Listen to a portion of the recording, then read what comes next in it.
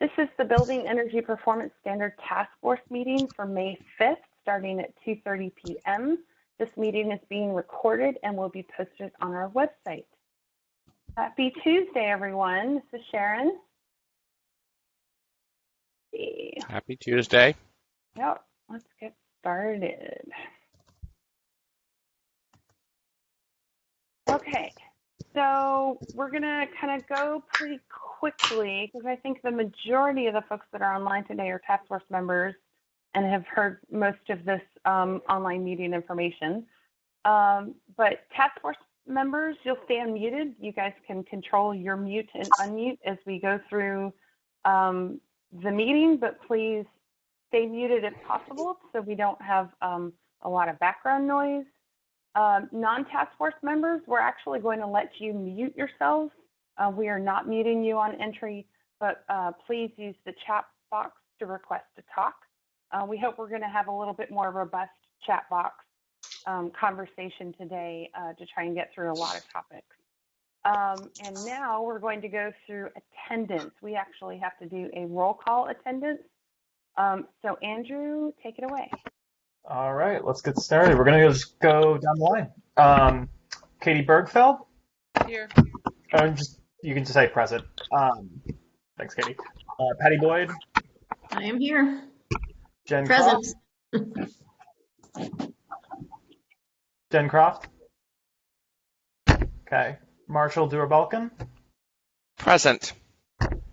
Wendell Felder? Asa Foss? Present. Dave Good? Not going to be on. Max Greninger? Here. Adrian Gross? Here. Rush Mahala? Here. Jessica Jones? Annika Landrino? Present. Liz Majerzik? Present. Todd Nedwick? Here. Matt Prasky? Here. Joe Riley? Present. And Jay Wilson? Here. Awesome. And then for all non-task force members, we're using the chat box assignment, so please leave your first, last name and your organization you belong to. I think Jessica is here but wasn't off mute. We'll just give her a second to go off mute and say that she's here. Andrew, do we have a quorum? Oh, yeah. Okay. Fantastic. Okay, so we'll do a quick tour of BlueJeans real quick. Everybody, your controls are at the top of the screen. The very left button that looks like a video camera is your video camera control. The second one in is your microphone control. If you are having issues with your broadband and want to switch over to phone, you can click on the little drop-down arrow and switch over to your phone. Super easy to do that. So if you just click on the little drop-down arrow, it will give you instructions to switch over to your phone instead of going through your computer audio. The big red button is how to hang up, so don't do that until the end of the meeting.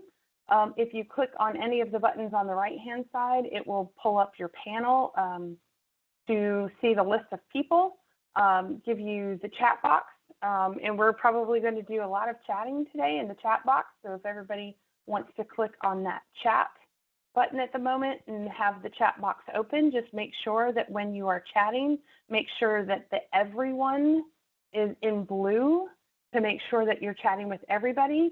Or if you want to direct message somebody individually, you are welcome to do that also. If you are having any problems with your camera or your microphone or your speaker, if you click on settings, it also lets you make some changes to that if you want to troubleshoot that. One of the other things that I've played with around a little with is in the settings, if you click on Fit Video to View, it lets you make sure that your chat box doesn't go over the screen and always show your video and layout controls. We'll actually leave all of the buttons at the top of your screen. One of the other neat controls is down in your lower left-hand corner is where you can make all of the people's faces a grid. or if you just want to see who's speaking. And there is a slide bar that lets you control how much you want to see of people's faces versus the presentation. So you can slide that back and forth. Okay. So the role of the task force is to advise DOEE on the creation of an implementation plan for the Building Energy Performance Program. You can recommend amendments to proposed regulations and recommend complementary programs and policies.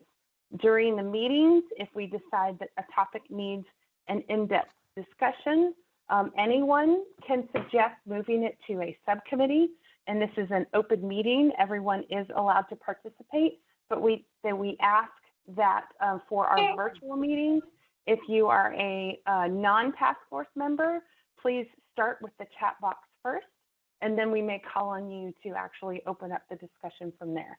That helps us facilitate the meeting. So our meeting schedule, this is just to kind of let you know kind of what we've talked about so far. Today, what we're going to do is actually go through a very large amount of topics, trying to wrap up some of our rules discussion. Thank you very much for allowing us to schedule an extra meeting this week. We do realize having 3 weeks of meetings in a row is quite a lot to deal with in our work schedule, so we really appreciate everyone being able to have a meeting today. And we hope next week, we plan on having a draft rules outline to be able to show you all and have a really good discussion about that. See, so on the agenda for today, we are actually not going to vote, and we're going to talk about that in a second. But we have some items that we've talked about in previous meetings that we just need to wrap up. We have several items that have been on the bike rack since early discussions in January that we need to kind of bring up and discuss a little bit. And then we're going to kind of have a second or third half of our penalties discussion to kind of settle some of our conversations for our draft rules outline conversation next week on the 12th. Katie, you had an update for everybody on the campus carve-out conversations that are happening? Yes, thanks, Sharon. So a few of you reached out this week and asked about the campus metric. So I just want to give a quick update to everybody on the phone. As you all know, this is part of the legislation where we are required to create a specific campus metric for higher education institutions of higher education and hospitals. And as you also all know, we've been talking about this is a pretty complex issue, and we've been meeting with both the consortium of universities, and we also met with the DC Hospital Association back in February. I can't remember time anymore. I believe it was February. Maybe March. I don't know. Who knows what time is anymore? February. But we met with both parties to try and get their feedback and get some recommendations that we could bring forward to you all. And we made some progress, but we still feel that the complexity of the issue may warrant a little bit different of a approach than we've been taking. So we are working out the details this week, and I hope to have something more solid to provide to you all next week. We will keep you all updated on how this progresses, and we are not in any way, shape, or form going to go around the task force on this at all. So I do want to assure you of that. We've been working really closely sort of with our legislative director in both our office and our Office of the General Counsel to sort of also ensure that this issue will not slow down the rulemaking process. So I just want to provide that update because I've been asked by a few people about it. And I hope to have, more solid details next week in our meeting next week. Okay. Thank you. Does anybody have any questions for Katie?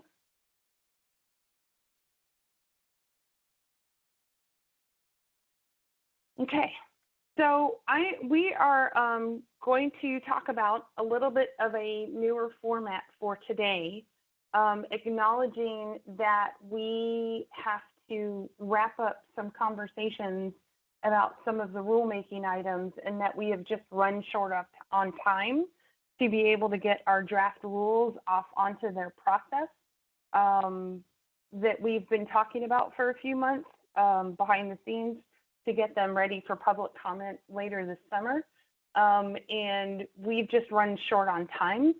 So the DOEE approached the co-chairs of the task force this Friday and wanted to kind of flip our process a little bit around just for today. And so what we proposed to the co-chairs was that instead of approaching it from the task force looking at a particular rule and then voting, doing a big official vote, and then making a formal official recommendation to the DOEE, what we would do just for today is that DOEE is going to propose to the task force members the way that we are leaning towards writing them in the rules. And then we want to get everybody's kind of considerations, any feedback, any kind of last minute concerns, so we don't have to necessarily do any official voting that takes up a lot of time. Because when we looked at our outline of issues that we really needed to kind of run through, we had like 9 issues. And trying to fit 9 issues into a 2-hour meeting was going to be super difficult in our original format with voting and really robust discussion. So we wanted to kind of flip that a little bit, and the co-chairs kind of bought into that idea. So I'm going to be facilitating the conversation today. And what we want to do is have a semi-robust conversation. We only have a certain amount of time for each topic to try and get through these topics. Some of these topics we have talked about at length at previous meetings, and we just need to wrap up the conversation. We can download the chat box, so if you want to have your concerns or considerations or feedback reflected in the notes, certainly put them in the chat box, and Andrew's going to be moderating that to make sure that your concerns, if you don't necessarily agree with something or you have concern about something, make sure you get that written in the chat box if we don't have time to talk about something.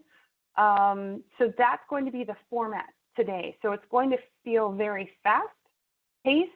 We're going to try and get through a lot today, but we want to make sure that we save May 12th pretty exclusively for the rules, and we didn't want some of these last-minute items to kind of creep over into time. Our co-chairs, do you guys want to add anything to that? Yeah, this is Marshall. If I could add something, I think we talked about this a lot, and I think it's important that, and all the co-chairs agree, it's important that the task force have their views heard, and that this isn't DOE saying, this is what we're going to do, and we just want to get objections for the record. But, I think DOE is really interested in our feedback here. We have a lot to cover, so we want to try to have a brief discussion on each item. If there are any task force members that really feel like a particular issue should be voted on and have the votes be recorded, I'd love for people to propose that and for that to be tabled to the next meeting, again, recognizing that in our online format, because of the rules around open government rules for online meetings, voting, as we've experienced, takes a very long time.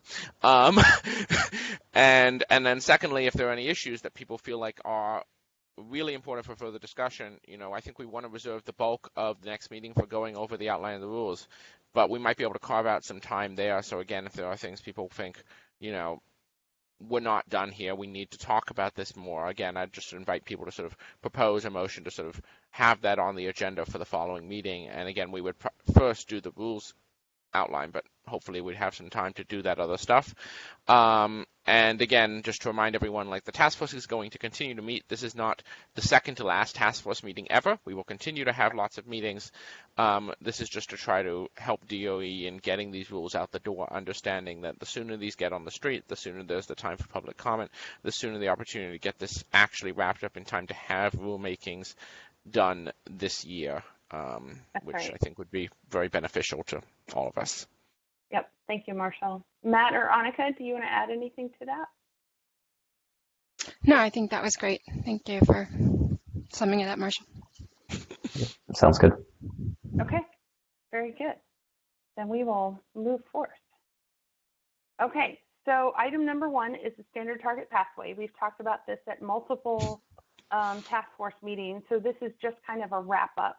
The DOEE is going to offer this as a compliance pathway where buildings that do not meet the standard must reduce their site EUI by 20%, which is that standard performance pathway, or reduce their source EUI to meet that standard. So this is that example where if the office median is a 68 and you have a 65, you just need to get to that 68 or that equivalent source EUI to meet that standard for that 5-year cycle. And we plan on offering it as an alternative compliance path for every cycle. Are there any considerations, any feedback, any ideas?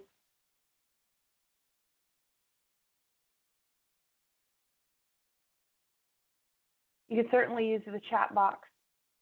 Having talked about this at length and not wanting to talk about it at length again, this is Marshall here, I'll try to be brief. I think it's important that DOE distinguish clearly between reducing a source EUI to meet the standard and increasing an Energy Star score. The Energy Star score, remember, adjusting for, as we all know, for lots of use factors about the building.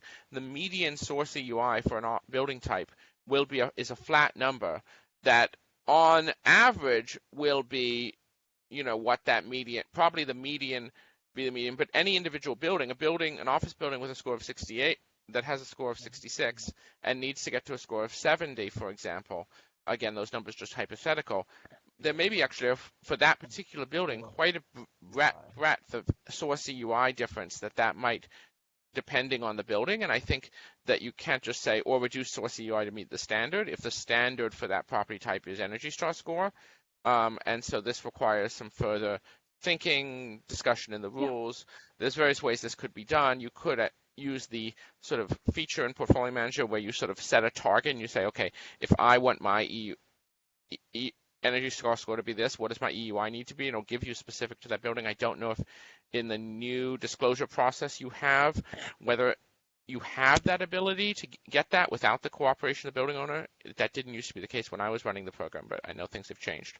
So I just think this is a really important distinction. And if it's just source EUI, if it's just reduced site EUI or make your source EUI meet the standard, it's gonna fall short of meeting what we've all talked about trying to achieve here. Yes, that is a very good clarification. I think that's an important part. Andrew, at the beginning of each topic, could you note at the beginning of the chat of like what topic we're talking about so that we download the chat text?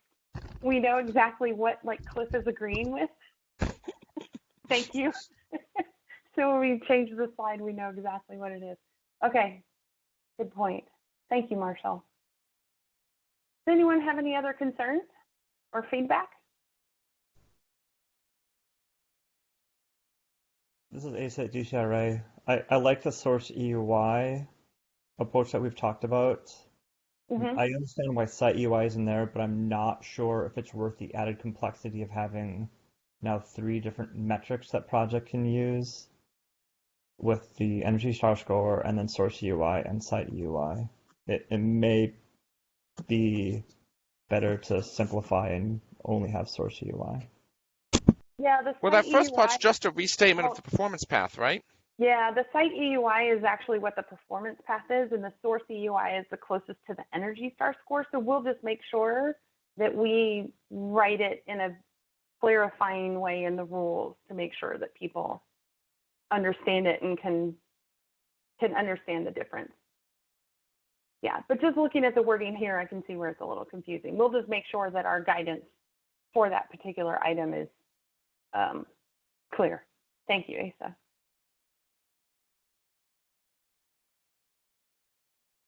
Any other thoughts?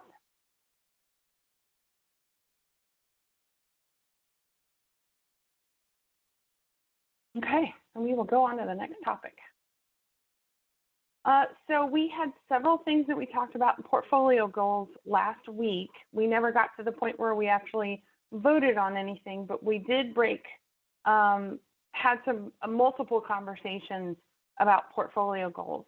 And so I've summarized them all here, but then I've broken down several of them into things that we need to kind of discuss and give you DOE's proposals to them.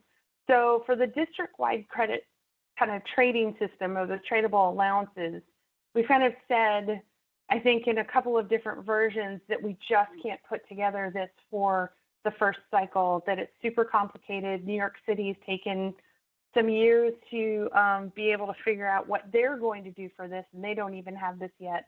So that we're still leaving this on the table. We're just not doing it for the first cycle. We do have a recommendation for the Public Building Subcommittee that property type groups that are 100% owned by one owner could use a portfolio goal to satisfy compliance each cycle. So that is still up for discussion. We'll have that on the next slide.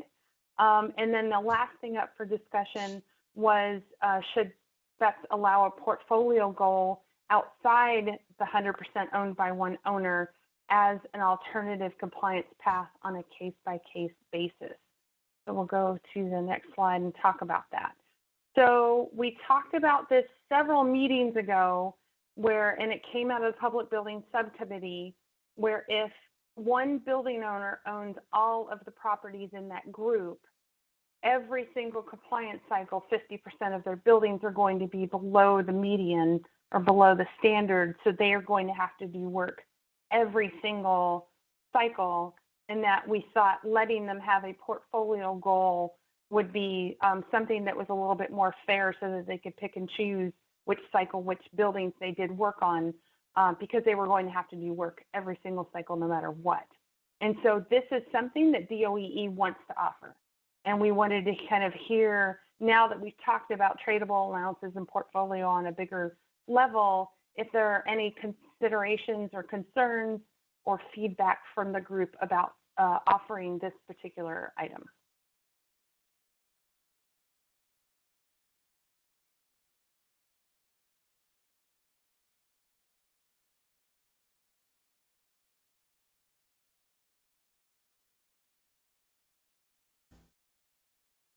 I don't hear any concerns, and I'm going to assume that everybody loves this idea and that we're going to move on in a second. TGS is on board. Yeah. I know, Jen. I know. We definitely want this one. Also, no concerns. DOE thinks it's a great idea too. Do we already know which of these property type groups we're talking about? Is that known, or that's supposed to be figured out? Fire station, police station. Other than the DGS. Other than the DGS. I think at this moment we haven't done like a full. We only examined DGS at this moment, and there's 4 property type groups that the district owns 100%. But we haven't examined any other property type groups at this moment. There may be some little bit more one-offs that this might apply to, but that's actually for the next slide. Like there may be a property type group that only has 2 or 3 buildings in it. Right. That doesn't have quite as many buildings as the district owns, like 15 libraries or 15 police stations or something like that. The district just has larger ones. So this might change when we ratchet down the square footage to smaller buildings. Right. But at this moment in the first cycle, it may only apply to the district, but it might apply to more in 2027 and 2033. What about buildings where you mentioned property types where there's only a couple buildings? Those would be subject to using a national median, right? Not this 100% by one owner. That I think would be important to clarify. Correct.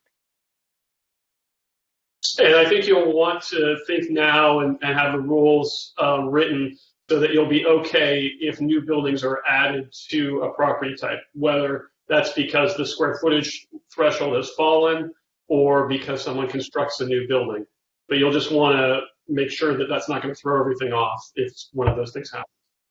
That's true. We'll have to reevaluate it at the beginning of every cycle of whether or not something stays as 100% owned by one building owner. Yeah. But I think that'll be determined at the beginning of each cycle based on what's benchmarked. So at this time, are we saying a portfolio is just like all of the fire stations are a portfolio and then all of the police stations are a portfolio? We're keeping those as separate portfolios because they are the same building type. They're not one big DGS portfolio, correct? Correct. Okay. slight for this purpose. Annika, and nothing you said is wrong. DGS, yeah, you're correct. DGS as a whole won't have a portfolio goal for all buildings, but Yeah. fire station and police station will be kind of grouped together for the sake of the portfolio goals since they fall under the same national median grouping type. But they have to document within each building type that they're meeting the reductions within that building type. They're not able to spread it out. Okay. Yeah. I think just somehow we have to make sure that's clear, and I think that'll also help address it if other buildings come online. Yeah. Excellent point. Thank you. Yep. Any other thoughts? Does this is Jessica. Does this, what about like multifamily developer owners that have 15 plus properties in the district? So does this that kind would of be fall? that would be on the next slide. Oh, next slide. So Okay.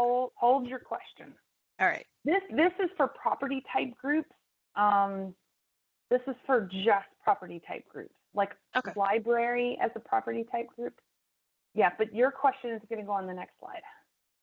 So any other thoughts about this one?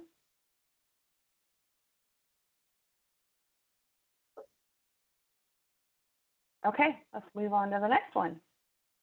Okay, so the next one is DOE is proposing that we will allow building owners to apply to use a portfolio goal as an alternative compliance path on a case-by-case basis.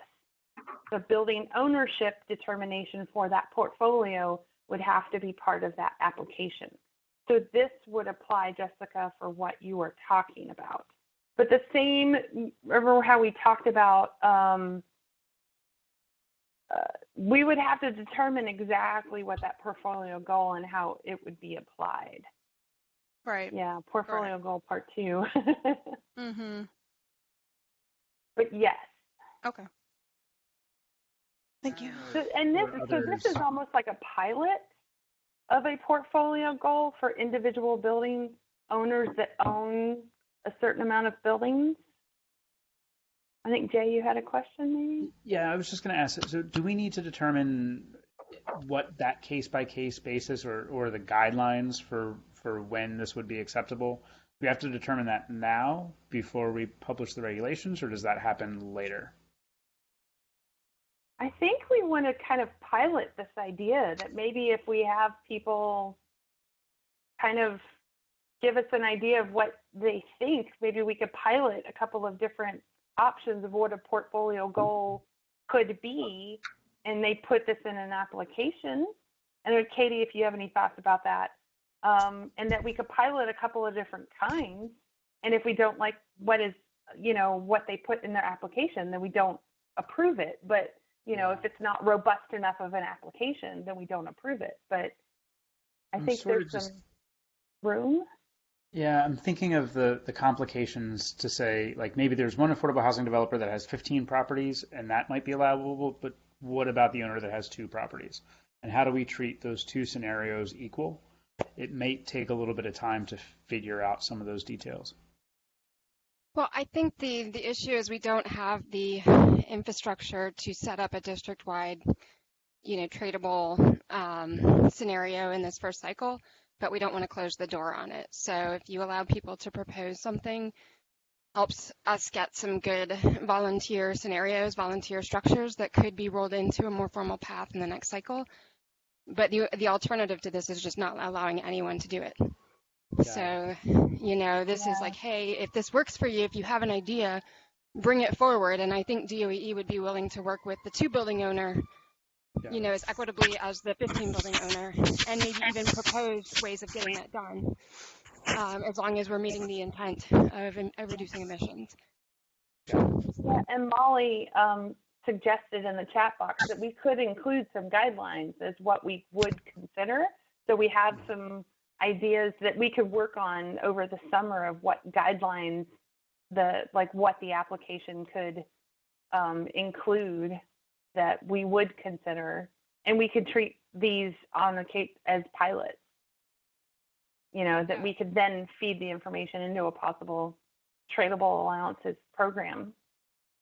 Yeah, I think from DOE's perspective, we'd want there to be a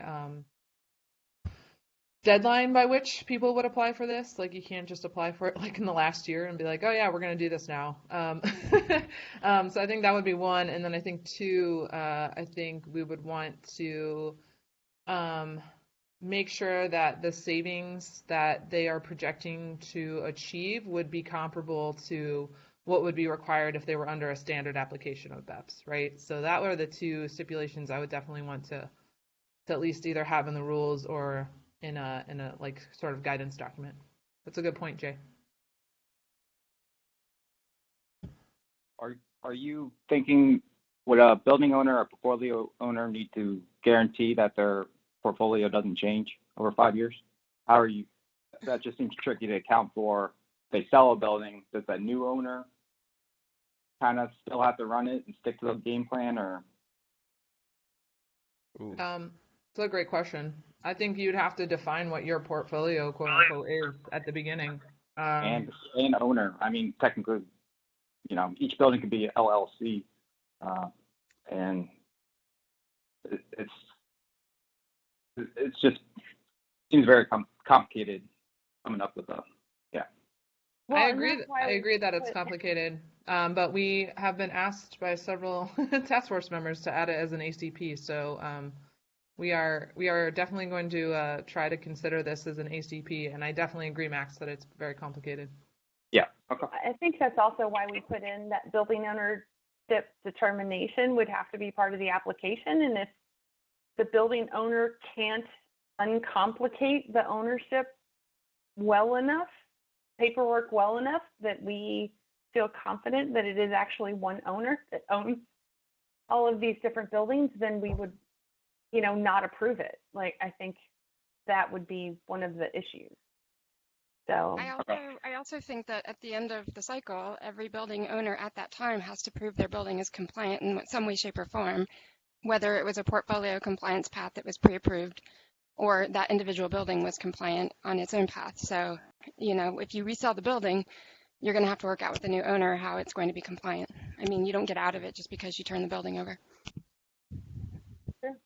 I think that's the right way to go, but I would just alert people that you are going to get building owners who have bought a building, and then they're going to say, oh no, we didn't realize we had to comply, and they're going to ask for an extension or waiver or something, and there may be a lot of political pressure to grant it.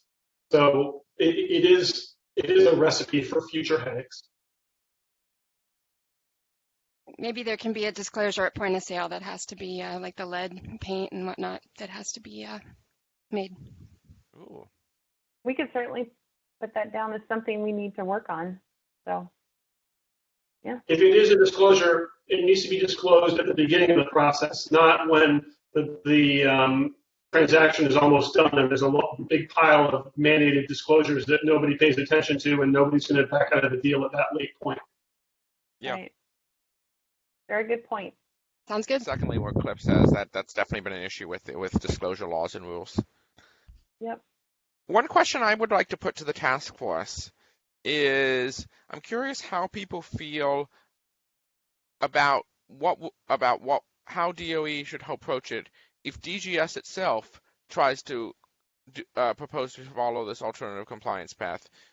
We just worked out a whole process for how ownership of one building type, again, like police, fire station, DGS would handle it, but then DGS could, in theory, apply for their entire portfolio to use this alternative compliance path, but that might have equity implications, especially with regard to the district government, and I'm curious what people think about whether this path should be sort of precluded for DC government or not.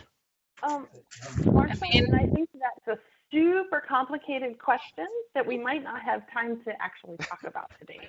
I put a comment in the chat box. Sure. Because that could, I don't think we have time for that conversation.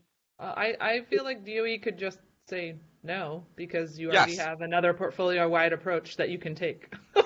I think the idea is like these are for buildings that aren't like getting Energy Star scores.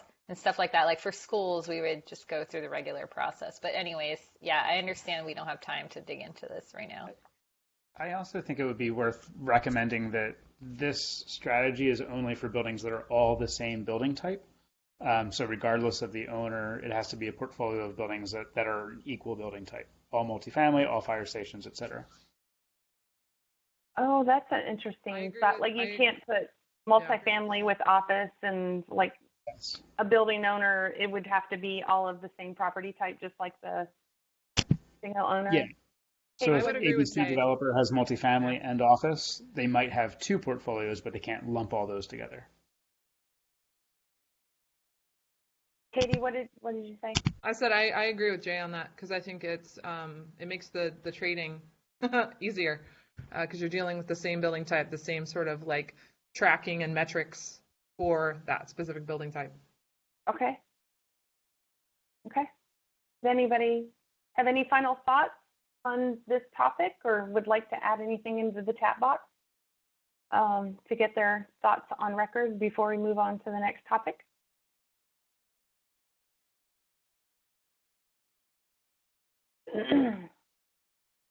Okay, thank you for the discussion. Okay, so for deep retrofits, we talked about this 2 meetings ago, and we had several questions that came out of it.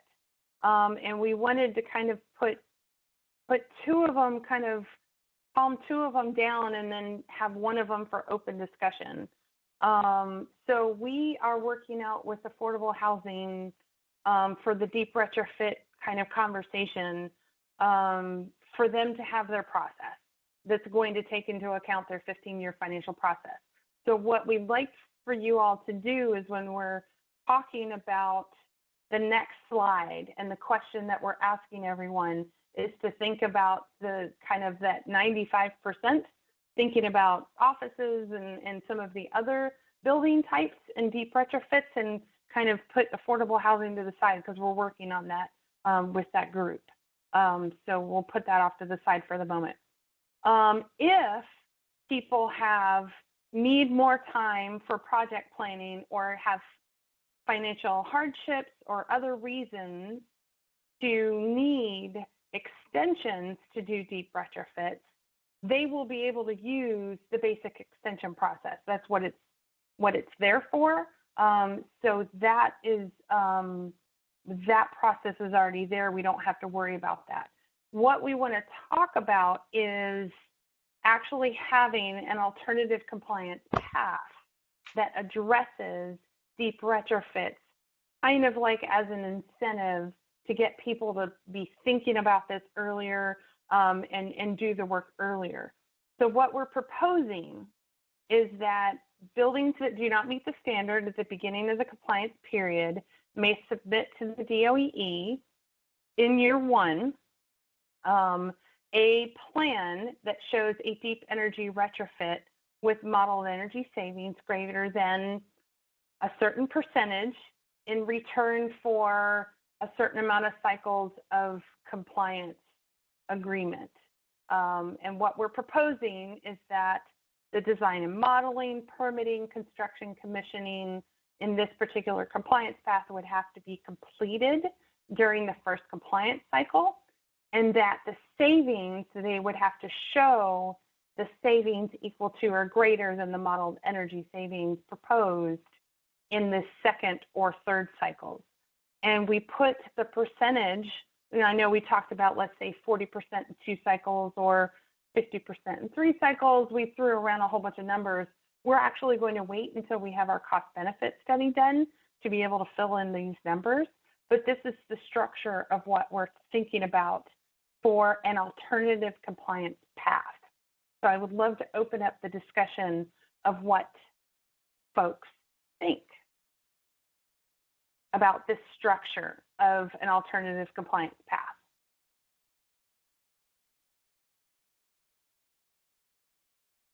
So I'll just provide one comment, which is I'm not opposed to carving out deep energy retrofit as a separately defined pathway.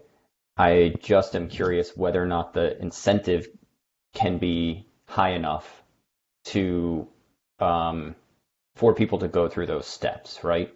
For the numbers we're talking about, a 40% ballpark of 40% reduction, getting 2-year cycle compliance, roughly equivalent, right, to picking up. I mean, it's even more reduction than doing 20% in the first cycle, and then 20% of that is less than 40% up front, right? So like, it's just a caution that there may not be sufficient incentive in terms of whatever can be offered to get many people into this pathway, particularly if the timeline is such that construction and commissioning has to be completed in the first cycle.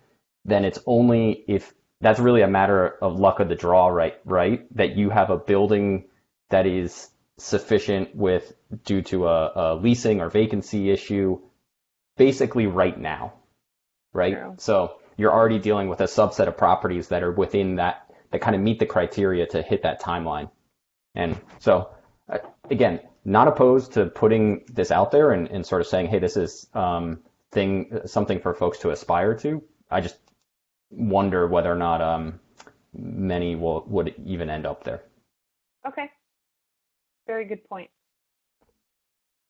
Any other thoughts? To make your point about double dipping that you're making in the comments right now. Well, I brought it up on a previous call, but I just said the deep retrofit shouldn't be allowed to be double dipped for portfolio compliance, so we would have to exclude it from any portfolios. And then to Matt's point, I just said commissioning alone can take up to a year. There's no way you can guarantee the commissioning is going to be done by the end of the cycle, nor would you want to, because it catches really valuable things in multiple seasons. That's the point. There's things that you can't see in one season versus another. So ideally you would have, as well-rounded and multi-seasonal of a commissioning process as possible. So just keeping that in mind. Yeah. Okay. I wonder if the way you could approach this is you could sort of solve both of those problems, the very limited window this would apply to if it has to be applied for in the first year, and then this issue of commissioning. If this basically if you could request it at maybe not the last year, but any reasonable point within the cycle, and what it gets you basically is an extension to the end of the following cycle. But you have to, again, then demonstrate savings equivalent to 2 cycles. And to Matt's point, that's not 40%. For 20%, and then 20% again is 36% savings. 20%, 20%, 20%, that's 48% savings, as you apply it down. But you could say, if you are committing to doing a deep retrofit, you can get an 51.2. I guess. Anyway, yeah. My point is, it's which one you do it. Anyway, I think that you could say we're going to extend it. You can extend to the following cycle, and you're going to demonstrate that you're going to get savings as if you had been subject to having both cycles. And then if what you're doing is actually savings that would get you a third cycle, you can then get that guarantee. But that gives you, but depending on when you request it, between 4 and 9 years to, get the project and the commissioning done, which does seem maybe somewhat more reasonable. Could we do a quick poll of everyone, including non-task force members, in the chat box, and just say whether or not you think this is worth our time of even putting this in the rules? Because I almost kind of hear like a yes and a no. Like, do we think we should even invest the time in putting this in the rules?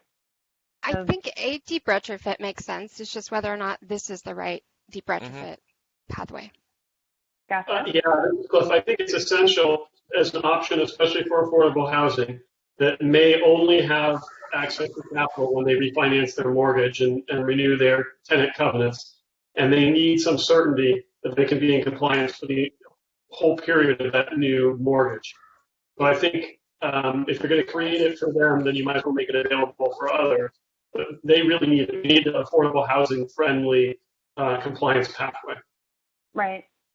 Well, and it doesn't mean that we can't have a deep retrofit, case by case basis alternative compliance path at all. So maybe it sounds like we should have a deeper retrofit pathway proposal on the books, and then people can decide whether or not to use it. Okay. Is there some way that this could be one of those areas where you provide some guidelines for the alternative compliance path after we get the rules out in draft, and we say there is a alternative pathway for it, but we don't know exactly what it looks like right now? Because I think this might need to be a special project. People apply for it on a case-by-case basis? Well, I mean, I'd like to have more clarity, but I don't think we're going to define it perfectly right now. Okay. Okay. Sharon, that might be a cue for the next slide, correct?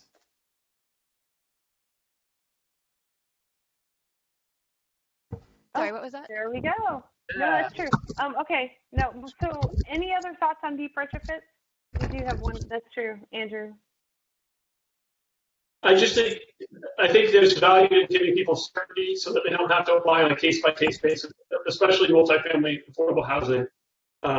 So case-by-case is good as another option, but I worry that if it's not available as a sort of matter of right, then some people may not seek it out, and it may cause a lot of unnecessary anxiety.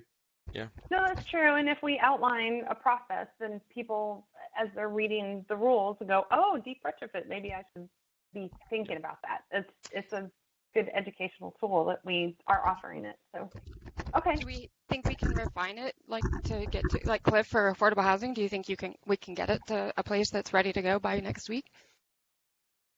I don't know about next week, but yeah, just to be realistic. Yeah, I mean, Okay. I agree with you, especially an affordable housing project. If it's not fairly packaged and on the shelf, I think it does make it very difficult to do. Yeah. So I would like to have an on-the-shelf option. Yeah, and I think generally it's going to be difficult for buildings to do a 20%, a very poor performing building to get 20% and then 20%, and then, if it keeps being subject to the BEPS, but you could just go and you could do a deep retrofit and get there, and I think we got to have something on the shelf. It just requires, off the shelf, it just requires a little bit more work. And if you're able to wait till you have the cost-benefit study to set these percentages, then I think we should be able to have something in the rules that's sufficiently vague that allows for further refinement. Yeah. Okay, so I'm going to go to the next slide. So this is kind of a little bit more of a generic alternative compliance path where DOE will allow building owners to propose alternative compliance paths on a case-by-case basis. DOE will publish a criteria of building ownership determination that would have to be part of the application. I think maybe I intended to change that wording on that slide. We will provide criteria. We'll talk about this more on May 12th. So I think this may kind of wrap up kind of what we just talked about on the last couple of slides. I don't know, Andrew and Katie, if you guys want to talk about this one a little bit more in depth.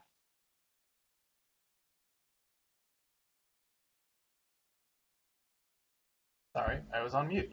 I think this is sort of our thinking of how to address a lot of the comments we've heard about flexibility, and also a lot of the comments we've heard about the deep energy retrofit stuff is that there might need to be modifications to pathways based off what is off the shelf. Maybe on the couch. As long as it meets other criteria that we want to determine down the road, we would still be open to receiving applications on it. I think the thinking here is that we would publish a list of criteria on our website or in some format that would kind of outline what building owners could apply for or what we'll consider, and then move from there into evaluating what they propose. But the idea of just having a blanket catch-all is sort of what came out of last meeting. I think, Annika, you brought it up about wanting to test out compliance pathways for future ones, and we want to be able to kind of have that flexibility built into the rules. Yeah. Did I miss anything? Agree. And I was just typing a comment that I think it's important to have some transparency if there are approved pathways, publishing them so that building owners can learn from each other. Similar to how like the lead interpretations, people have a good idea. If you don't publish them till after a certain, like if people are applying all by one deadline, I don't know if it's good for that cycle, if it's helpful for that cycle. But certainly for the next cycle, it might be, and you'll have some lessons learned potentially by then. But we should be building on a sort of shared foundation of knowledge rather than making everybody reinvent the wheel each time. Yeah. And transparency is just helpful anyway. Yeah, I think that's a great idea, Annika. Yeah, and I'll just add to you brought it up, Annika, so I'll address the thought about lead review, like interpretation stuff. And I think my understanding is that that's a lot of staff time in a lot of cases, but hopefully, these are actually it's a little bit simpler than lead review, what we're going to be reviewing here. We're not reviewing like an interpretation for each credit. And, as building owners learn from each other and we publish kind of what we've approved in the past, people can generally understand what we're going to look at and streamline the process. But I just wanted to point that out. Well, and a lot of those interpretations end up getting absorbed into, the legislation later, right, into LEAD they did.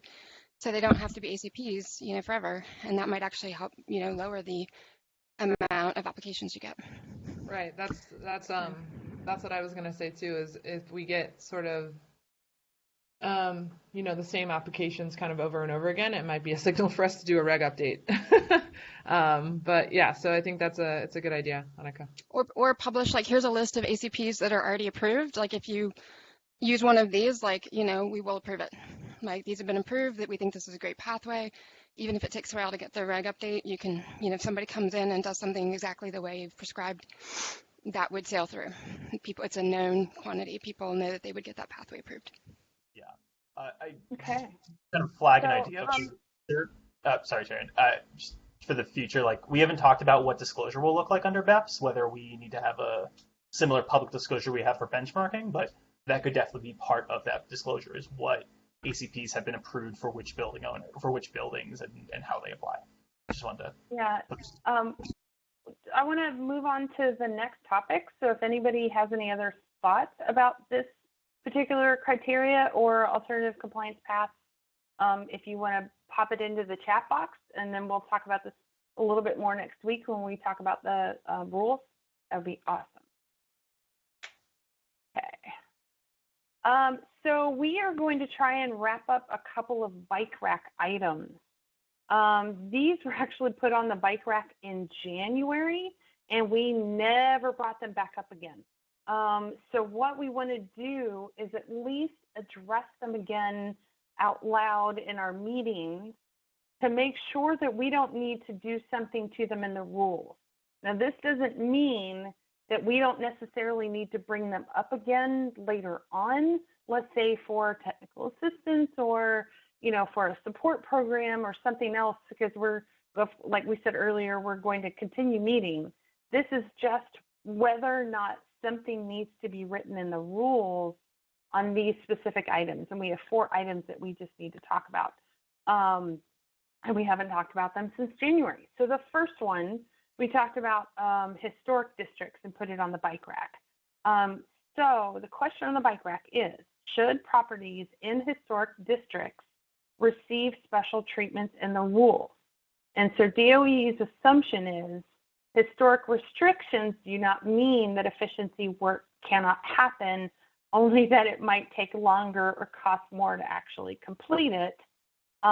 We think that the current exemption or extension criteria based on hardships might cover this scenario, and would love to open the floor and see what people think.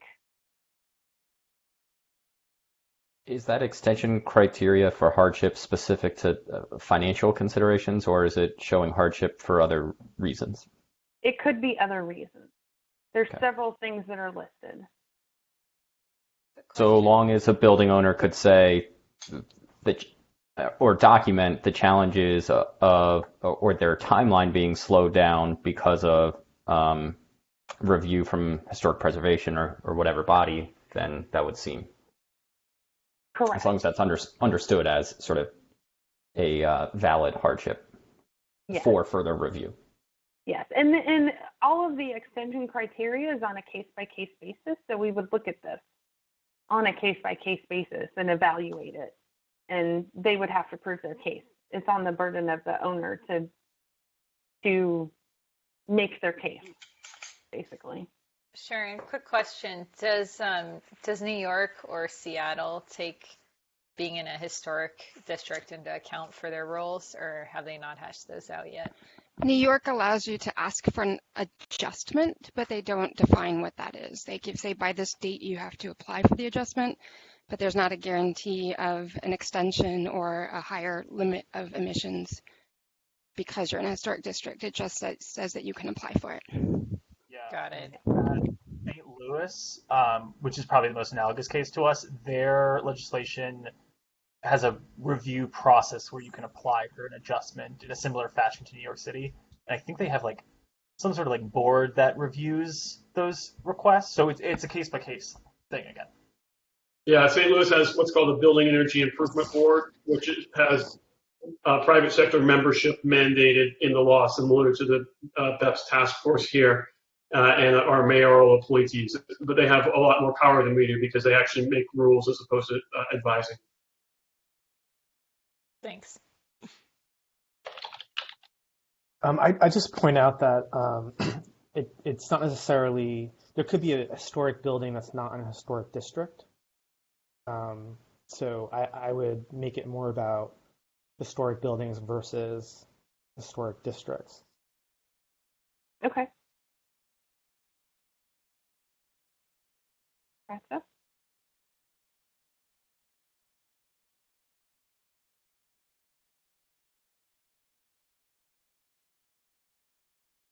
Anyone have any other thoughts?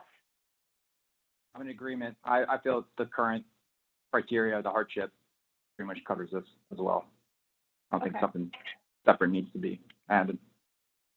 Yeah, and we have, there's one question in the chat box. If we have talked with historic preservation, we have had several conversations.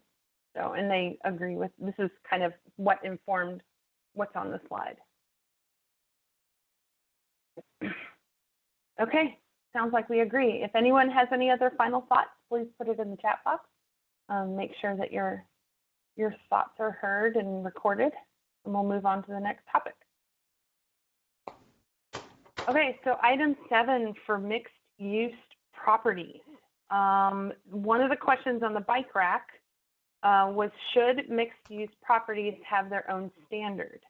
So our assumption is most mixed use properties in the district are either, 1, benchmarking incorrectly or vacant at this time.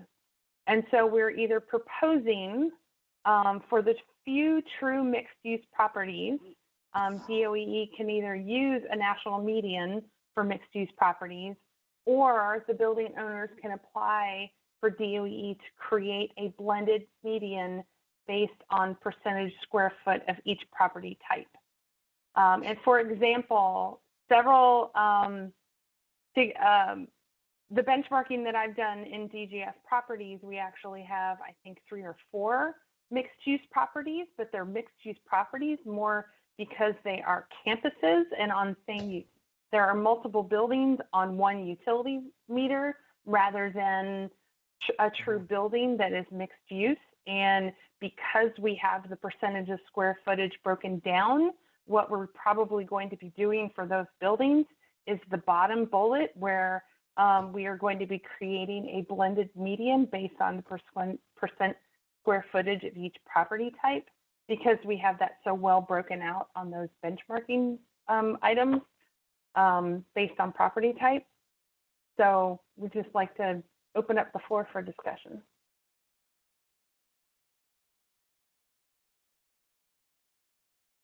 Can this item be added to the item 5, the case by case? Seems like this is going to be very rare, if anybody actually. I think it is very rare, and I think for the ones that we think they are benchmarking incorrectly, we're going to be reaching out to them to help them fix it. Yeah. In between now and before the standard is set. Yeah. So I think you should. Right.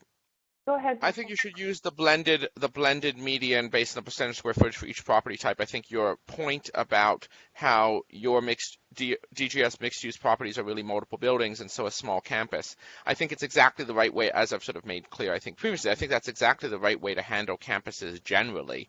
I know the whole campus, university campuses is a separate thing, but this is, for the record, as I understand it, how Energy Star calculates an EUI when a reference EUI when you do have multiple properties within that use, and so I think that's the appropriate way to do it. Yeah, and from the comments in the chat box, it looks like the blended median seems the most fair, and that sounds most appropriate. And so we're either going to help them fix their benchmarking, or we will use a blended median. Sounds like everybody's in agreement on that one. Any other conversation on this particular item? Annika, could you expand what you mean? Well, at least the architectural community, and a significant portion, I think, of the design engineers who've signed on to the 2030 commitment, this is how we set our 2030 targets. So we're looking for usually a site EUI, but we're starting to look at other, not usually sourced because you can't control that from a design perspective, but we are looking at embodied carbon now too. But we do that we do a blended median, or blended EUI based on building type. So if 60% of your building is office and 40 is residential, if it's, whatever the case may be, that's exactly how we set our targets. And so if that's what you're doing in design, it stands to reason when you're following up in operations that you would be benchmarking in the same way. Okay. Very good. Okay, then we will, if anyone has any last minute comments, go ahead and make sure you get them in the chat box, and we'll move on to the next topic. And we're benchmarking those targets against median EUIs from CBEX. So, and they're using a blended median from CBEX as a baseline to compare to. Awesome. Okay. District energy systems. This one might be a little bit more of an open question. When we took notes from the district energy system question in January and put it on the bike rack, we didn't do a super good note taking in January of exactly what the question was about district energy systems. So the question on the bike rack is we're not quite sure what the question is about district energy systems and the rules. Now, this is not thinking about universities because we know a lot of district energy systems, there's not a whole lot of them outside of university campuses in the district, and they either have sub-metering or get estimated bills on their usage.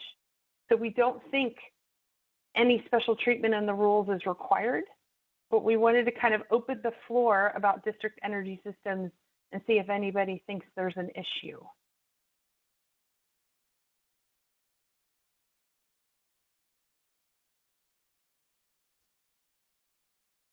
Are you saying that you don't think that there are buildings in DC other than universities which are receiving district energy, other than obviously this is a federal loop? No, we know there are. We know there are. They either get estimated bills or they're sub-metered and get actual bills on their energy. I think the person who was possibly asking this question might have been getting estimated bills and he didn't love what he was being charged on his energy use and maybe didn't like how his building was being benchmarked because of that, which means he needs to get a sub-meter for his building. But this was 4 months ago, so I'm not sure if I'm remembering the question correctly. Yeah, I think this did come off of the Watergate. Yeah, it was the Watergate. Yeah, so either they can do this blended median that we talked about if it's a single owner, or they can get a sub-meter, which I don't recall if PEPCO, but didn't they offer assistance with getting sub-meters or getting meters? Yeah, I don't know. For electricity, but what you need here is a steam flow meter usually, which is much more complicated and expensive. Yeah. It is a challenge if you have different owners that are all in a district system. I can see that, but at this point, I don't think there's anything we can do in the rules to deal with the issue. Yeah. If it's a very small number of buildings, then there doesn't seem to be a lot of benefit to creating a rule as opposed to dealing with it on a case-by-case basis. No, I agree. It's very few that aren't addressed by other rules that we've already looked at. Right. Any other thoughts about this before we move on to the next topic? I'd just chime in here. I think that this is, if you had a single owner of this, yeah, just the mixed use as an example, I think this also would be a good case study for sort of a portfolio goal where your portfolio is the buildings on the district system. Right. I think that would be a very good use of the portfolio goal alternative compliance path. And I also think we'll come back to this, but we can come back to this later in the context of technical assistance and stuff. But I think that there really probably needs to be some sort of incentive program to try to get anyone who has estimated bills off estimated bills onto actual bills. Right. That is That's super fair. important. And I think, and then the third thing, I think, yeah, for ones where there's different owners, if I would say, yeah, a group of owners on the same district should have be able to comply, but then who do you enforce against? So I don't know how to solve that problem. Right. But I think. Very good point. Yep. If anybody has any final thoughts, please make sure they go in the chat box, and we'll move on to the next topic. Okay, solar installations. We had a couple of different things that came up on solar conversations over the last couple of months. So we're going to propose what we think needs to go into the rules for this one, then we'll open up the discussion. So what we're proposing is, on the assumption our performance path dictates site EUI, which counts solar the same as the other fuel.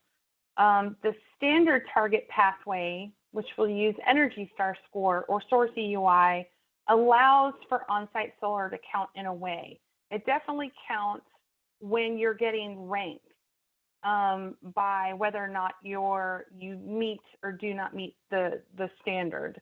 So it definitely helps to have on-site solar on your building when you're getting ranked against the standard. Our working group feedback recommended that solar should count as part of the prescriptive path if it was paired with other efficiency measures like a roof replacement, but not necessarily separate. So we've kind of left this a little bit open for discussion. So in this kind of assumption, solar definitely does count for when you are getting ranked against the standard. And I think we are still open to including it in the prescriptive path if paired with other efficiency measures. So I'm going to kind of open the floor for discussion. Hey, Jen?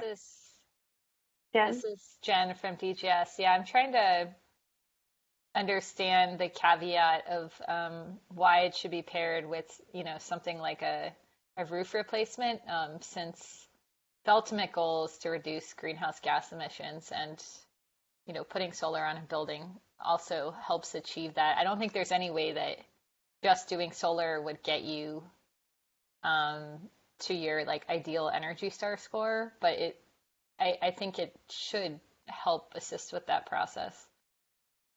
So the thought process there, Jen, is that for buildings that are, so the way that the legislation is written, for buildings that are determined to be below the standard, because that's who we're talking about right now, is people that are determined to be below the standard, generally we're asking them to do energy reduction, measurements, right, to either meet a performance pathway or to meet a prescriptive pathway, right? And just putting solar up on your roof is not actually reducing the load of your building. It's just replacing one type of energy with another type of energy, which is great. We really definitely want to encourage it. But I think the reason that came out in the working groups is that we would pair solar with an efficiency measure, either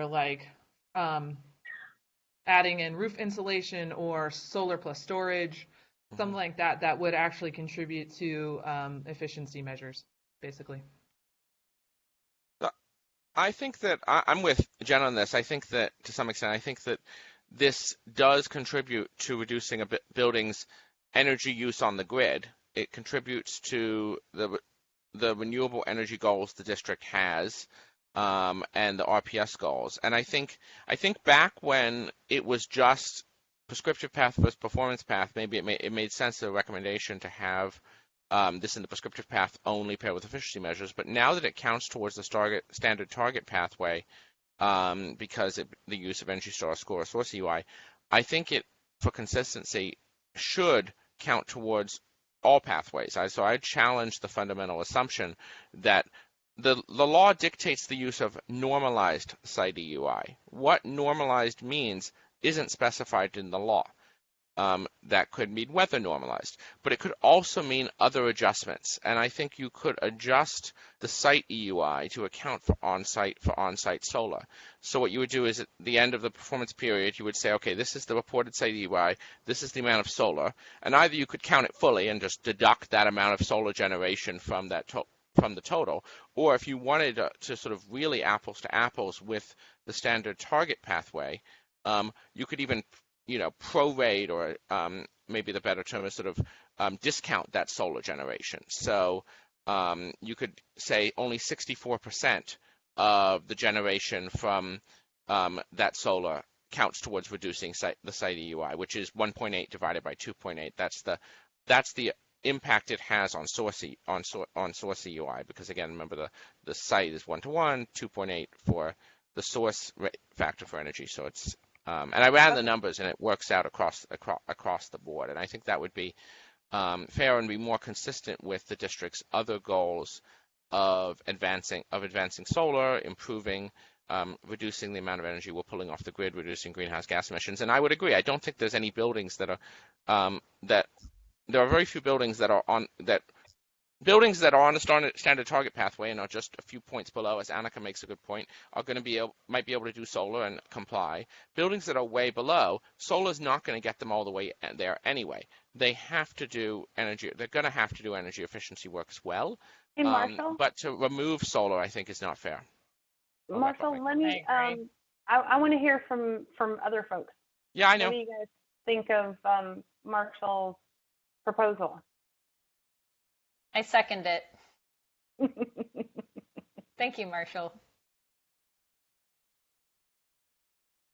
Let's hear from other folks on the task force. You can put it in the chat box if you like. One thing I was just going to add is I would be sure to include some kind of language about ownership of the SRECs, whether that's something they want to. Okay. I would disagree with that. Yeah, I disagree too. It can be very rare for the owner to keep the SREC. If it's like a PPA model, it'd almost be penalizing that model. But certain building owners can have a company come in and basically pay for the system on their roof, install it and everything, but they get to keep SRECs. It's if the company is like basically doing a zero cost PPA, they're typically keeping the SRECs, and now that's how they pay for the the capital costs of the solar. Like for instance, DGS has installed solar on like 50 something buildings, and with the two major PPAs we're using, the developer keeps the SRECs, and that's how we've been able to make everything pencil for the agency. I would point out that under Energy Star rules, if you sell the SRECs, you get no benefit to your Energy Star score. Cliff, I'm sorry, I'm going to contradict you there. They actually changed that rule in 2019. Oh, sorry, I didn't know that. Yeah, they changed it recently. Yeah. Then the environmental logic of saying you have to own and retire the SRECs is based on the assumption, or the RECs is based on the assumption that maybe this isn't new renewable energy, and it really needs to be substituting. There's such a high requirement for in-district solar, it's almost never going to be met. The whole policy model depends on the sale of the SRECs.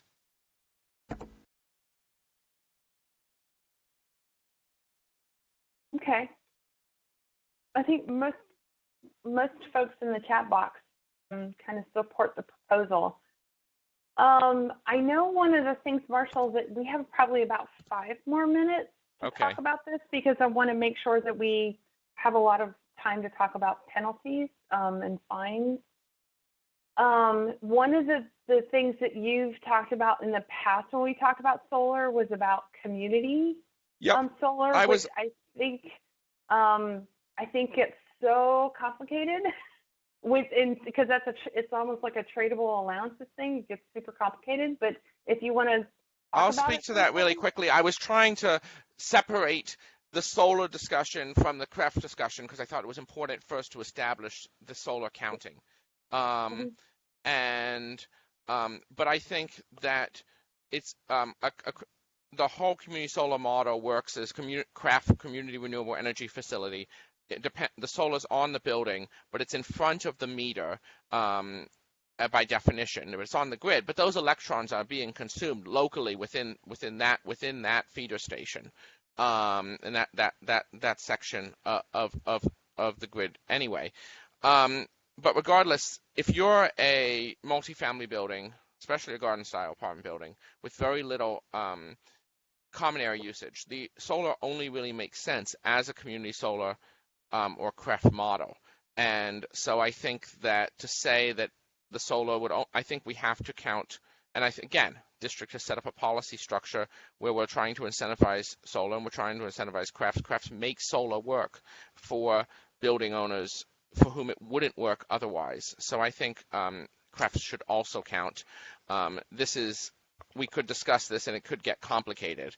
So I'm just going to say I think that the CREF should count, which you could just use a revenue grade meter on that solar just as you would for knowing how much solar you got from the behind the meter in order, again, to remove it from your site EUI or to remove it from, and again, to be able to count it towards your Energy Star score, et cetera. I just think it should be solar counting consistently, regardless of whether it's in front of or behind the meter.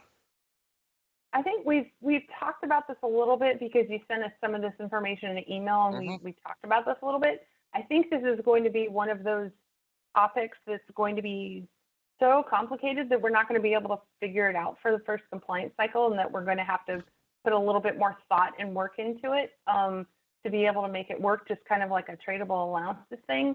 But I'd love to kind of get a little bit of feedback from the task force and what you guys think about CREF and solar and this question that Marshall brought up. If you want to put it in the chat box or talk. I think, Matt, looks like you're going to say something. I'll just, one general point of feedback is that putting aside the folks that are part of this specific discussion, the presumption will likely be among the commercial real estate or just any building owner set that when they are told, hey, you're below the BEPS standard, you need to do some things to comply, they're going to say, oh, maybe I should put solar on my roof. And then if they then find out that that doesn't help them out, they're going to be frustrated. Whether or not it makes total sense and it meets the efficiency intentions or so forth, just understand that that's going to be within the first three things that people in my seat get asked when they say, hey, our building doesn't comply. They're going to say, should we put solar on? So just providing that feedback in terms of what the general perception will be around this. No, that's good. That's super good to know. That's very interesting. And it looks like several people in the chat box agree with you. That's interesting. That's good to know. I'll just add, not having a huge stake in the CREF piece, DGS doesn't have CREFs on actual buildings, just a field. It would be discouraging to do a CREF if CREFs don't count towards meeting your target. So there are some policy implications there that DOE may want to consider, especially considering its very aggressive community solar goals. Okay. Oh, and I should add, Washery does have a CREF at one of our properties. I'm happy to talk through the specifics of the impacts to BEPS and Energy Star scores because it's more kind of one-off and site-specific issue. So happy to talk through that elsewhere. I was just going to Okay. say really quickly, I think the CREF issue is super important, and the district's trying to move really aggressively on this.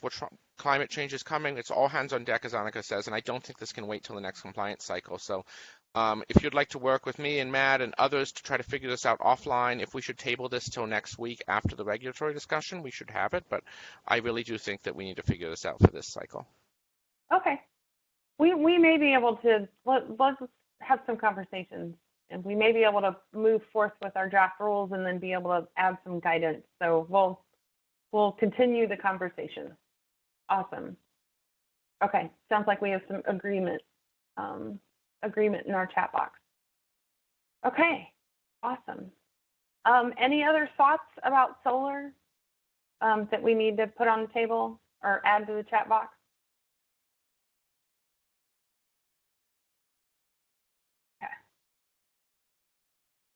Okay.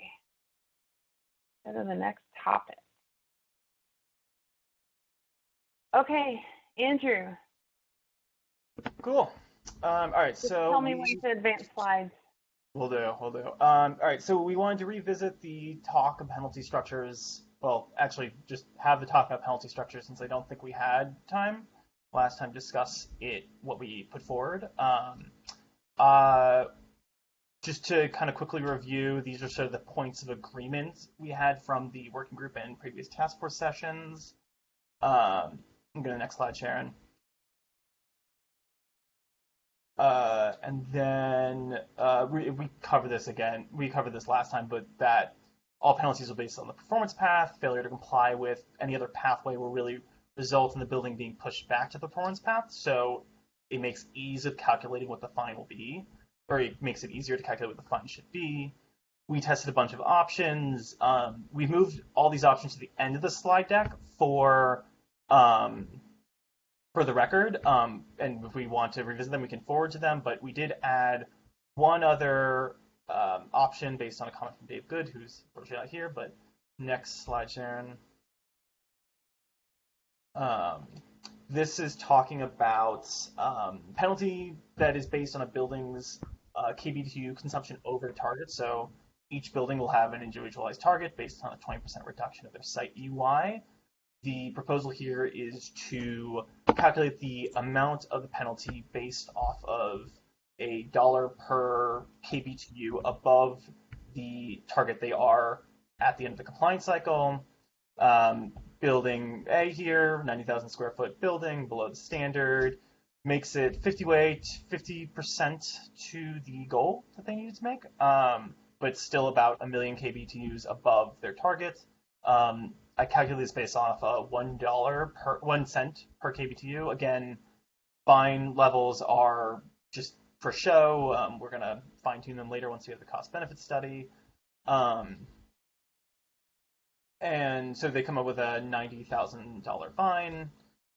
Example 2 below, buildings about 2 million above, so they have about close to twice that, give or take, or about 1.5. So $161,000 fine. What I've generally found was that penalties don't necessarily track with square footage, which kind of goes against one of our tenants. There's a larger range of consumption at smaller square footages, so there's some variability for the smaller buildings. And then the next thing below, there's potentially greater fines for higher consuming property types.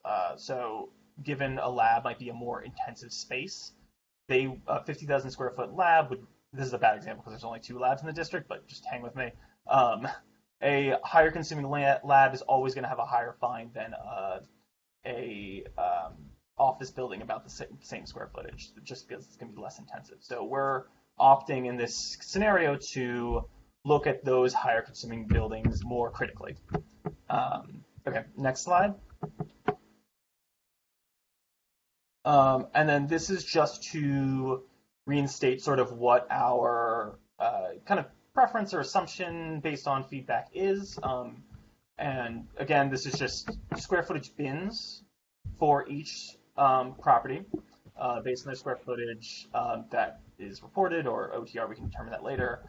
And then that fine is reduced by their relative position towards their compliance pathway. So be that the performance pathway or standard target pathway. I added a question to this slide. Basically, should we consider having a penalty floor? So, conceivably, a building could reduce their fine to, very minimal amounts, hit 18% reductions and have a really small fine, to the point where they're actually just minimizing their costs and not necessarily going for the whole thing. So should we have a fine floor that applies no matter what, based on just the added incentive to make the building owner go a little bit further to the 20% or greater? And then next slide. And then this is sort of a revised comparison of the options. And actually, I'll live edit myself here. And that new one that I added should be a squiggly for KBT over targets, where the X is.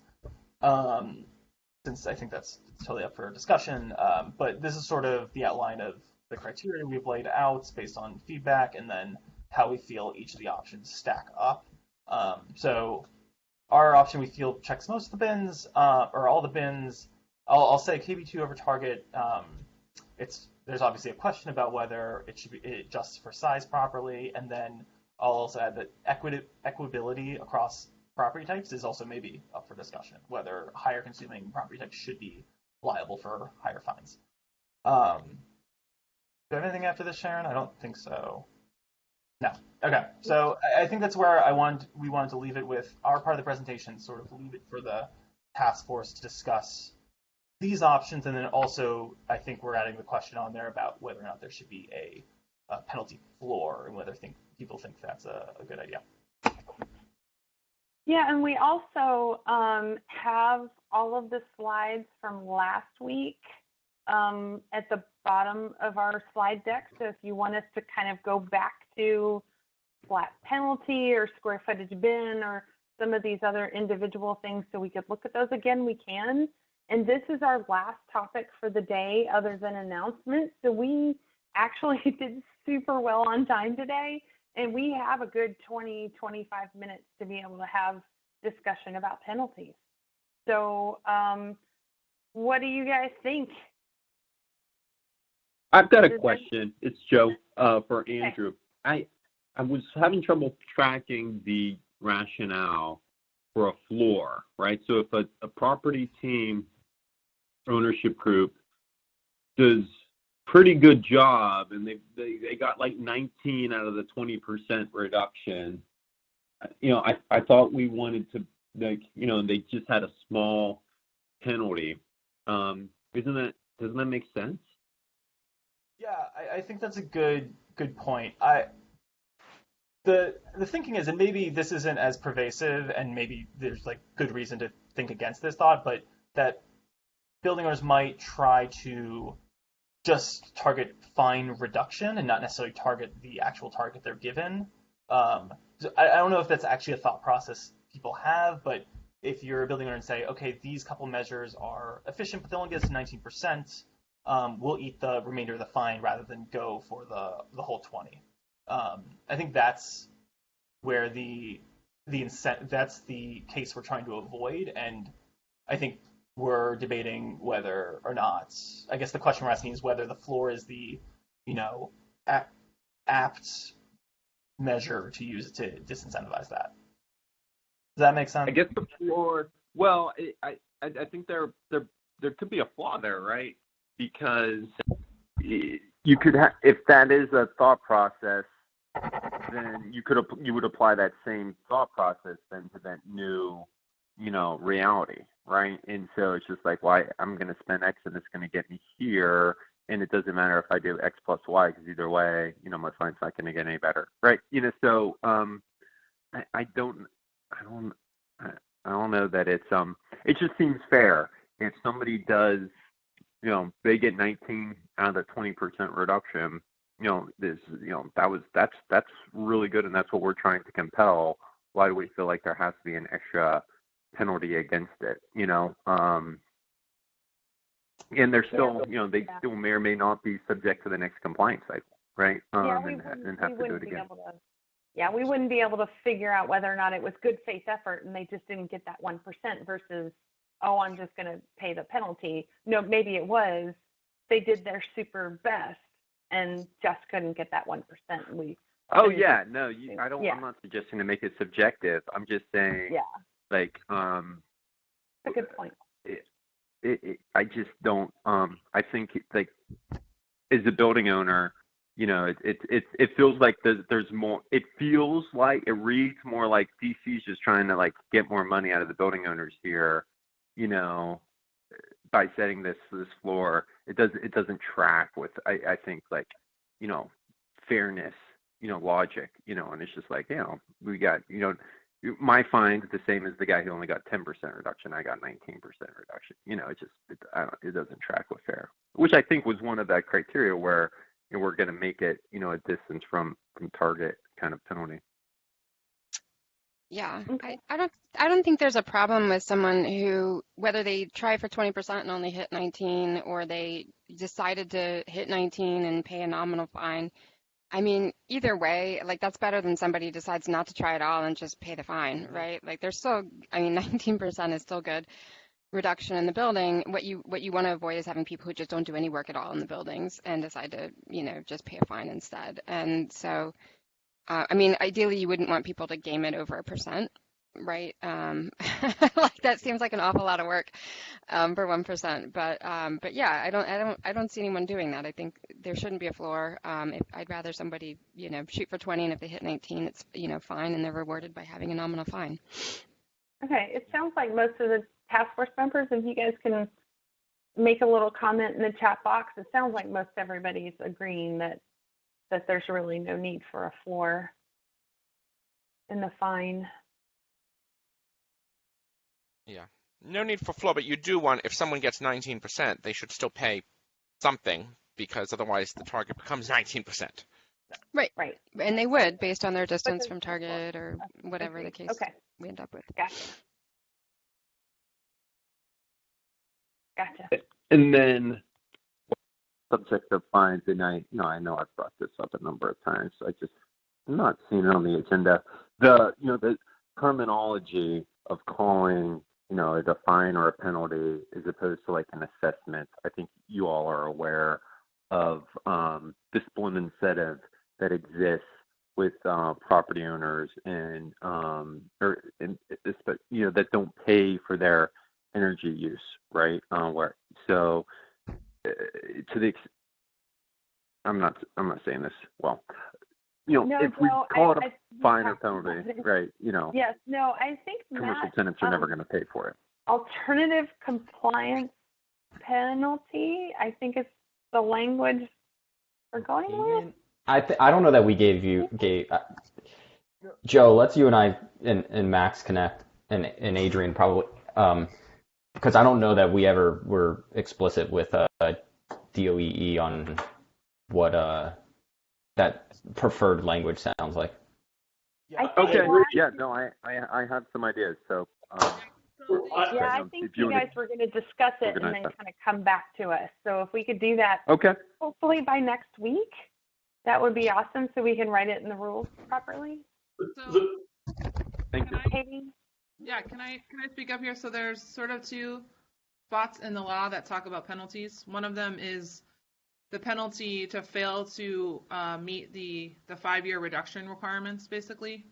And it basically says buildings failing to comply with the reduction requirements at the end of the 5-year compliance period shall pay an alternative compliance penalty. So that's what it states in the legislation. And it basically already says that wording. In terms of whether we could tweak that wording in the rules is something we'd have to talk to our general counsel about, but that is what the legislation states. But then there is another section that talks about that we can basically impose civil infraction penalties, fines, and fees as sanctions for a violation of this section or regulation issued pursuant to this section. So basically that's saying that there's kind of two different ways that we can assess penalties. One is that at the end of that 5-year compliance cycle, we have to determine whether folks met whatever requirements they were supposed to do, whether the prescriptive path, the performance path, whatever, right? And then there's the other flexibility that we can impose civil infraction penalties, fines, and fees for a violation of any part of that section. So we could, if we had other things that were defined as building owners having to do within a compliance period, like for example, let's say there's a certain milestone you have to meet, and if you didn't meet that milestone, we could also impose other penalties as well. So we have that flexibility to also fine either kind of within a compliance period for other violations. IMT recommends that the term be alternative compliance payment to make it easier for landlords to pass it through to their commercial tenants. And St. Louis used that at our recommendation. St. Louis put that into their building energy performance standard law. Yeah, payment's good. Assessment's good. Fine and penalty are bad. So, but yeah, happy to huddle with whoever wants to and come up with some recommendations ahead of next week. Yeah, so Katie. Okay, go ahead, Katie. So really excited to see your recommendations, but we would have to just run it by our general counsel to make sure that we have the authority to really call it something other than what it is in the legislation. Just a heads up. Understood. We'll work on it as much as possible because I really do want to be able to provide that flexibility to you all. But we just have to work through the legal route to make sure that we can do it. Katie, can I ask kind of a question to DOE? That sort of second kind of thing, the civil infractions, penalties, fines, fees, sanctions for a violation of this section, sort of. Do you have a sense of what some of those other sorts of things might be? And are there any of those for which it really should fall just on the building owner and not be passed through? Or should it be worded that anything is this kind of payment? Any kind of violation of any sort is this kind of payment that can be passed through? I feel like this gets to stuff around like lack of good faith potentially or that sort of thing, but I'm not sure. Yeah, what you all are thinking. Yeah, we had a few ideas of things that we could, again, it's like if we had any sort of predetermined milestones that people were supposed to meet that they didn't meet, like, for example, we had the whole discussion. This is just an example. I'm not saying this is actually happening. But, with the prescriptive path, if someone told us they were on the prescriptive path and then they didn't meet a certain milestone that was required of them to meet the prescriptive path, right? We could find them along the way, right?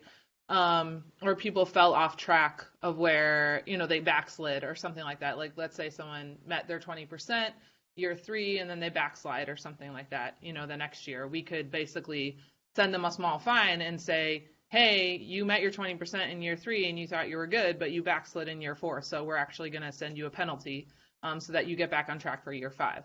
Like things like that are certain things we had thought about.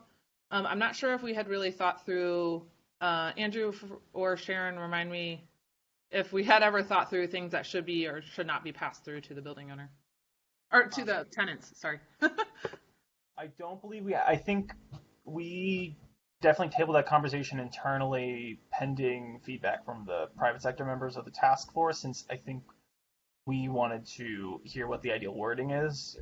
So I think we're waiting on that. And then I think to Katie's point about whether or not we have the authority is also up to the question about whether or not we even go down that conversation, because if we don't, then we can't offer that.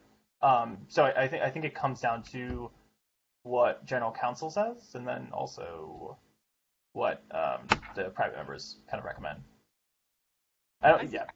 Okay, that makes sense. Okay. Yeah, I think also, Marshall, one thing we had thought through is, so like, for example, could we, let's say if somebody like didn't benchmark, so let's say they didn't benchmark their property and we couldn't verify whether they met BEPS or not, could we also like kind of double fine them? Like fine you for not doing benchmarking and then fine you because we can't confirm that you met BEPS. And so we could maybe fine within the compliance period to be like, hey, we can't even tell if you're on track because you didn't benchmark. So we could fine them through the benchmarking law and then also fine them through BEPS and say, like, you're getting a double fine because this is a big deal kind of thing. Yeah. Okay. Sounds like we have some folks that'll have a conversation about that. We'll kind of go back to general counsel, talk about the language, Matt will kind of rally a couple folks. You guys will talk about language and we'll talk about it. We'll put it on the agenda for next week as we're talking about the rules and make sure, because I know it's on a slide that we've been working on for next week. So we'll talk about that as part of it. I flipped back a slide to go back to the preference of this square footage bins and distance from target penalty. Now that we've talked about the floor and the language, what does everybody think about this as the concept, that we're using square footage bins and then distance from target as the penalty calculations? And I think also noted that generally it sounds like people don't like the idea of a floor. Correct. Yeah. So I think it gets to the question of what's left open is the question of the intention behind the non-compliance payment, whether or not that's basically intended to be roughly a one-for-one substitution for the amount of dollars required to invest to get the remaining savings, right? And if that's the case, the question then becomes, does that scale with the building size? Does that scale with the building's energy use? What does it scale with? And therefore, like, what do we tie it to? If that's what the ultimate goal is. Right. And I think in our previous discussions, we said both, like square footage and target, like an energy use as a combination. I guess what I'm getting at is whether or not it's the square footage bins or the KBTU distance from a target, right? Matt, it's the distance. I feel like it's the distance from the target percentage or the KBTU. Because the point you're making is like it's going to cost more for some building types to get the same percentage savings than it might cost for other building types, and so maybe the fines do need to scale with that. Is that what I'm hearing? I'm not sure, so let me restate. I guess what I'm saying is we're in agreement that there's something that scales for distance from the target. But is that essentially you can call that one side of the matrix? Is the other side of the matrix buckets of square footage? Or is it KBTU, right, that the building uses? Because what points were raised prior is that a 200,000 square foot building of one type could use a certain amount of energy, and a 200,000 square foot building of another type could use significantly more energy. And in order to get the same energy reduction of those two buildings, does it necessarily cost more for the building that uses more energy to get a 5% reduction? And therefore, should the fine be higher in order to incentivize it or basically create the right incentive structure? That's the question I'm posing. I'm not trying to lead with my thought or preference. I don't really know. I think it's highly variable how much it'll cost to get the savings, and it would be kind of a fool's errand to try and figure out exactly how much it'll cost to get the savings. But we do know that each KBTU is pretty strongly correlated with greenhouse gas emissions, and that's the goal of the legislation. So I think that tying the penalty, the payments to KBTU is very much in line with the goal here. And it's going to provide the greatest incentive for those folks who have the greatest potential savings to take action. Here's the deal. Like a hospital or a lab uses 4 or 5 times as much energy as an office building, and it's because of the ventilation requirements and the plug loads. Your MRI machine, the things that keep you safe from cross contamination, contagious diseases.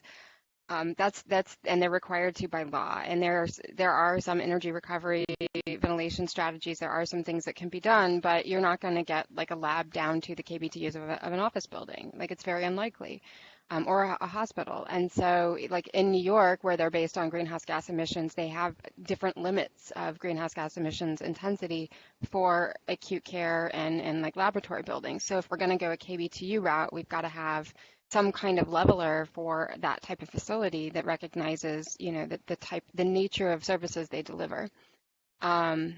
if we're going to go just distance from target and bins, and it's based on size, then that's a different scenario. So I think we have to understand that there's, and not just for acute care like hospitals and labs, but also for first responders, call centers like 911 call centers. Those are data centers, y'all. They have really high EUIs as well.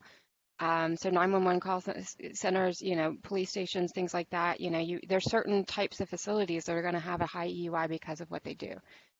Yeah, I kind of like, this is Sharon, I kind of like the idea of the penalty based on effort rather than just what their property type happens to be. That it just happens to be something that's higher intensity, so they are just automatically in a higher penalty range just because they just happen to own one of these higher intensity type of buildings. But if they put in a huge amount of effort, I think I like the idea of the distance from target, because then you're either rewarding or penalizing based on the effort that they put into it. I kind of like that idea better.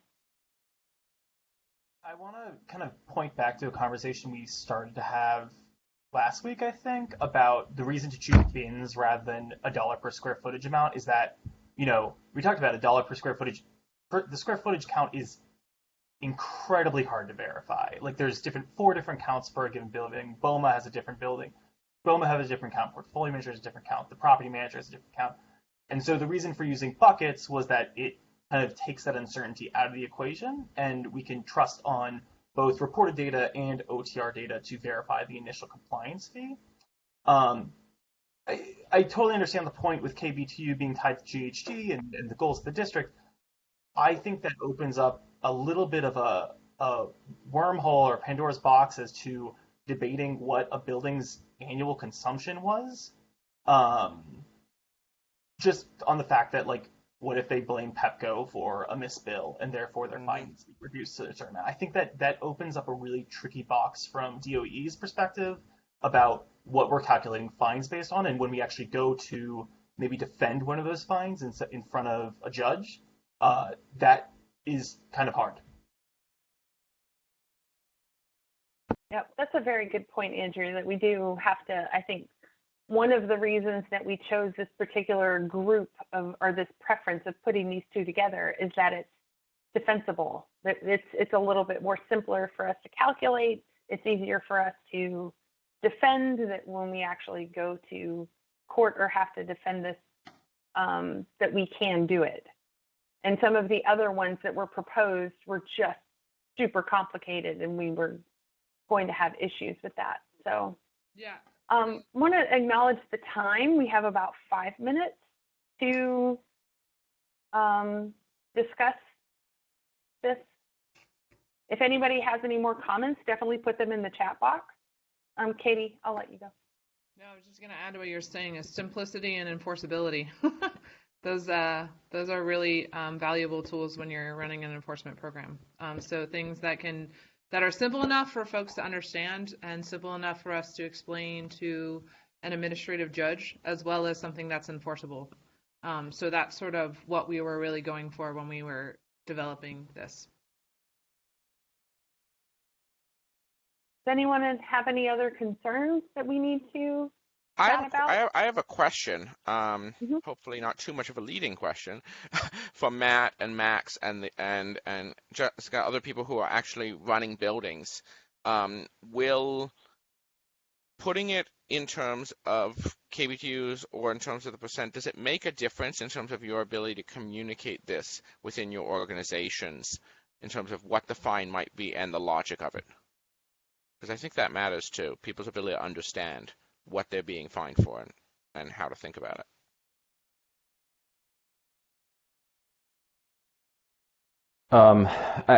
I think as we talked previously, in one of our previous meetings, more often than not, that decision makers are thinking in terms of dollars per square foot. So however this occurs, my role and others' role will be to translate the fine into dollars per square foot. I agree with Joe, that. do you agree? That's 100% right. And If there's clarity, yeah.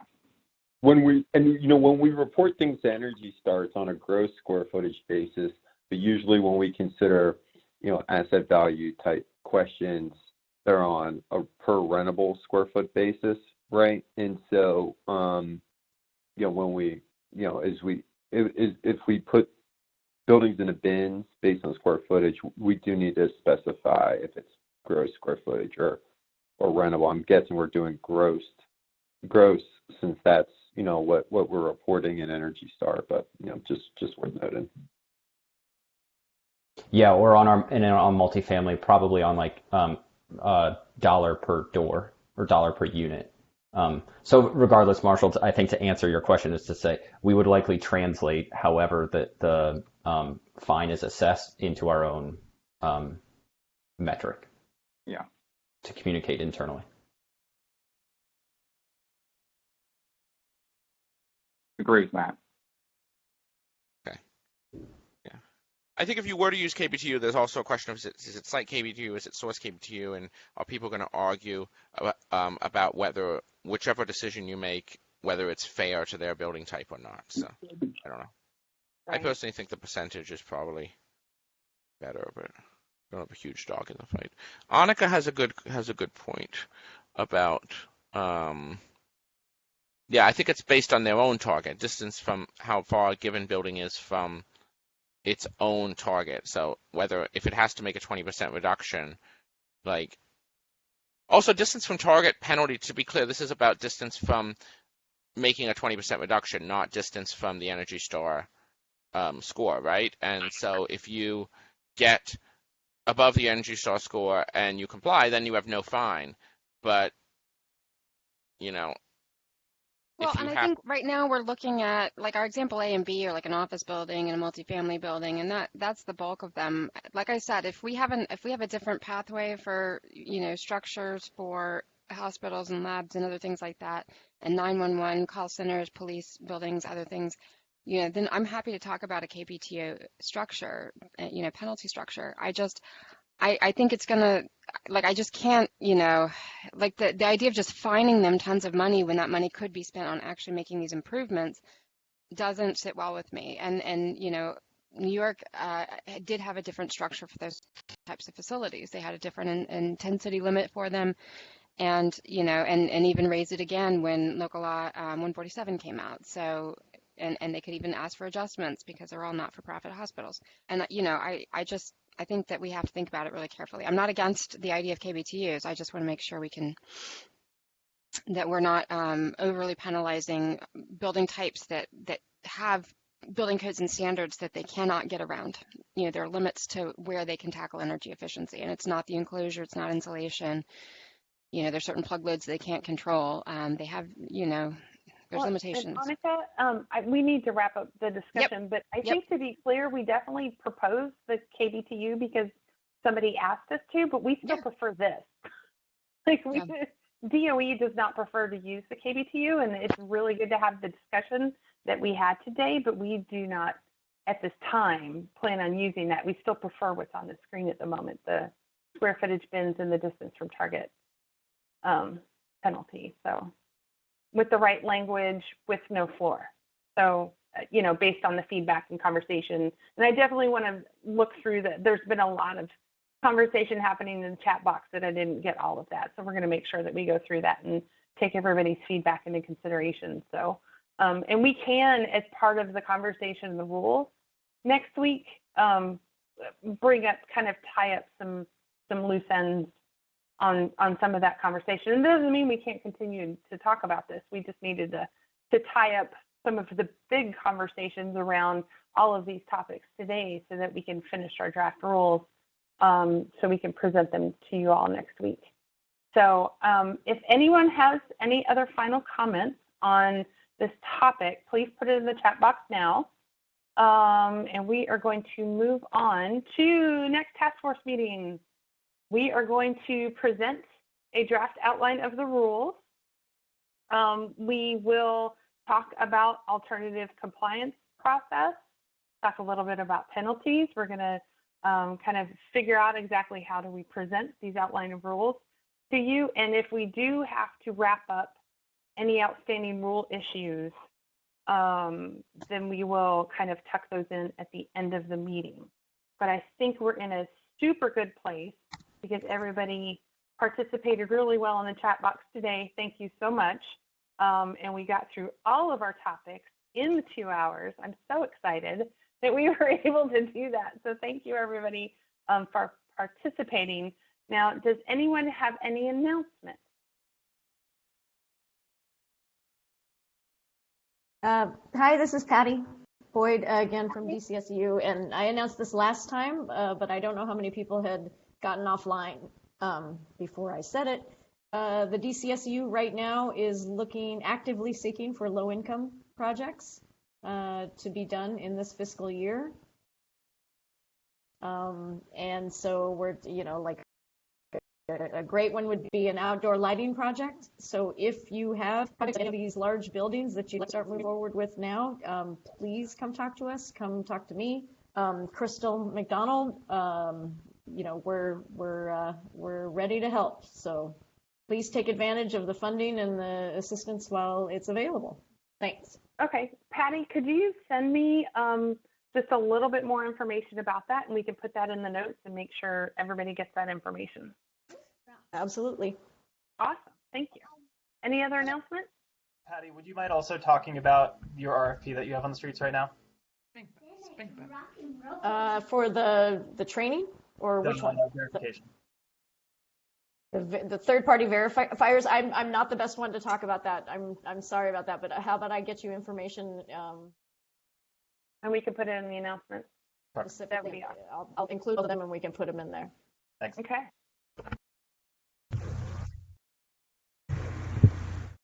Do you have any other announcements?